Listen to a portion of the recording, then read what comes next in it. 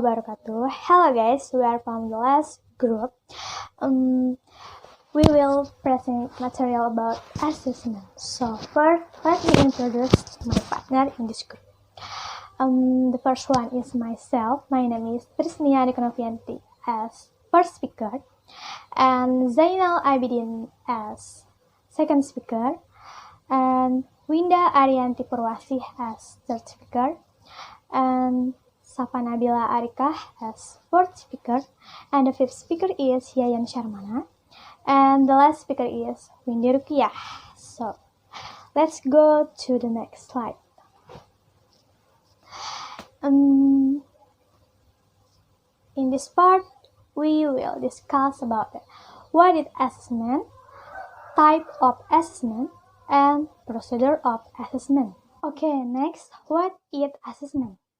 Okay, in here we will find the definition, function, and 4 basic components of assessment. Next slide. What is assessment? According by Brown, 1990, assessment is a series of measurements used to determine the complex attributes of an individual or group of individuals. Its main function is to solve the success or failure of learning and to clarify the expectation of teachers from students. Jadi, penilaian itu adalah serangkaian proses yang digunakan untuk menentukan kemampuan suatu individu atau kelompok. Apa sih fungsi utamanya, Gewan? Fungsi utamanya itu untuk menunjukkan keberhasilan atau kegagalan dalam pembelajaran yang diberikan oleh guru kepada peserta didik. Assessment is a process that includes 4 basic components. Jadi ada 4 komponen dasar yang termasuk dalam penilaian. Apa aja sih yang termasuk itu? Yang pertama ada measuring improvement over time.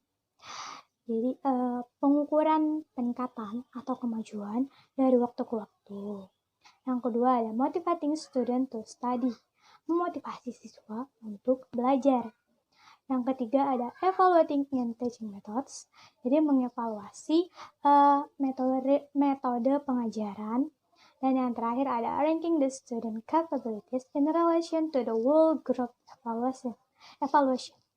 Jadi memeringkat kemampuan siswa dalam kaitannya dengan mengevaluasi kelompok secara keseluruhan. Okay, the next material will be presented by my friend. Thank you.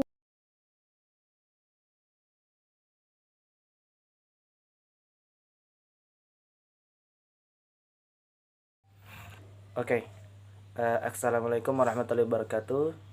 I'm Zainal Abidin, and today I will explain about types of assessments. So the first one is formative assessment and summative.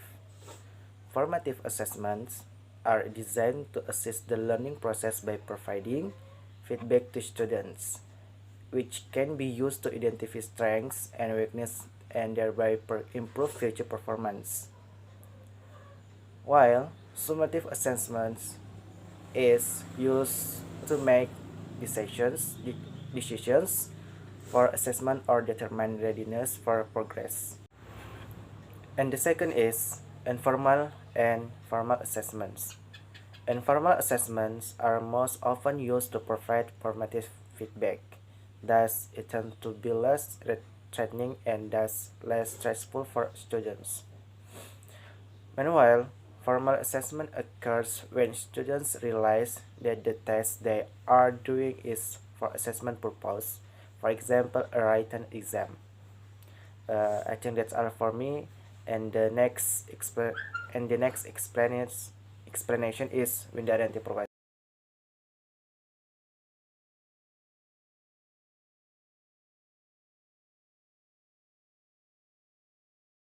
Okay, I will continue the material about types of assessment. C. Continuous versus final assessment. Continuous assessment is used when the structure of a student's assignments require further development or further activity, and the final assessment is carried out when the segment is assessed as a complete overall text and not as part or points of important segments. D.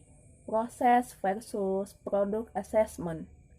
Process assessment focuses on the steps or procedures that underlie a particular ability or text. Meanwhile, product assessment focuses on evaluating the result of a process. An example of a process assessment is a practical assessment, which requires a process, while an example of a product assessment is a work result of the practical assessment itself. E. Divergent versus convergent assessment. Divergent assessment is an assessment in which various answers or solutions can be considered correct. Meanwhile, the convergent assessment only has one correct answer per one question. An example of divergent assessment is an essay question where several answers can be considered correct, while an example of a convergent assessment is a multiple choice, which generally only has one correct answer. Maybe only that about my materials. The next material is procedure of assessment.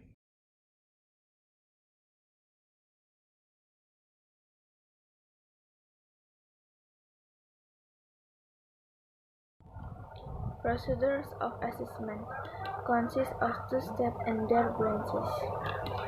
First, planning the assessment. In planning assessment to be taken by the general students population, the general principles of good assessment practice apply. Test purpose. The purpose of the test must be clear in order for a valid interpretation to be made based on the test scores because of course each test has different purpose.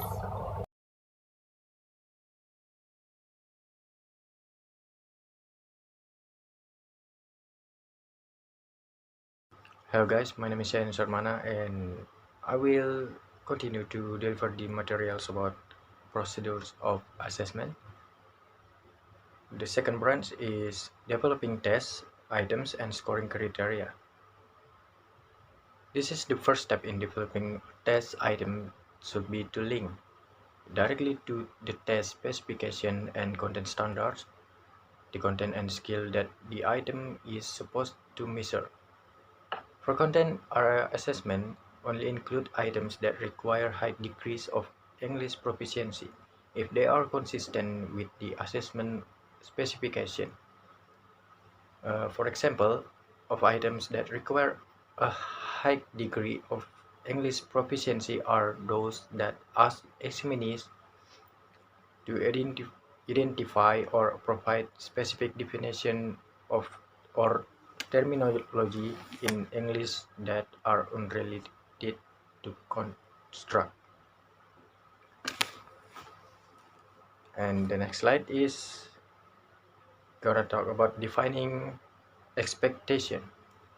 As part of the process of creating and reviewing the test material to ensure that it is appropriate and accessible to examinees, it is important that the item developers, state content review staff and state review committees analyze each item critically to ensure that it only measures the intended construct. Then move to the next slide. It is using accessible language. However, do not simplify language that is part of the construct being assessed. For example, the passage on a reading comprehension test and challenging vocabulary that is part of the construct of a subject area test. In our case, though, the language of presentation should be as simple and clear as possible. Some general guidelines guidelines for using accessible language are use vocabulary that will be widely accessible to the student.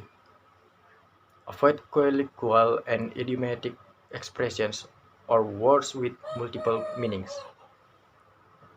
And then keep sentence structures as simple as possible to express the intended meanings. For English language learners, a number of simple sentences are often more accessible than a single more complex sentence. And then you gonna avoid use of negatives and construction utilizing not in the questions and options as they can cause confusion, especially for English language learners.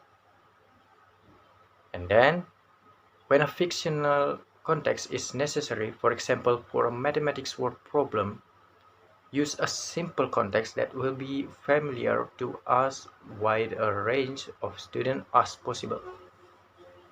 And the last is a school-based context will be often be more accessible to English language learner than a home-based context.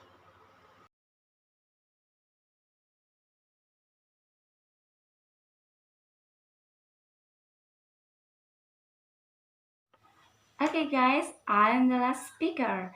I want to explain about technique. The course technique is divided into 3 parts namely. The first part consists of session on effective teaching and introduction to communicative language teaching, skill and sub-skills of listening, speaking, reading and writing, grammar, vocabulary, classroom management, educational technology, and assessment in EFL. The second part, peer teaching, where trainers teach a section of their prepared lesson to their fellow student who ask a student. The third part, real teaching, where participant teacher lesson with a group of participants, course learns and the lesson observed by a trainer and followed by a feedback session. And last, I want to explain about strategies for collecting data. Observation. Teachers need to know a lot about student language and how students learn language, and we must be able to impact what they observe. Teachers can learn many things about students by watching them engine and process such as reading, writing, and interacting with other people. And last, gathering observational data. For classroom observation to be manageable and effective, teachers need to focus their observation.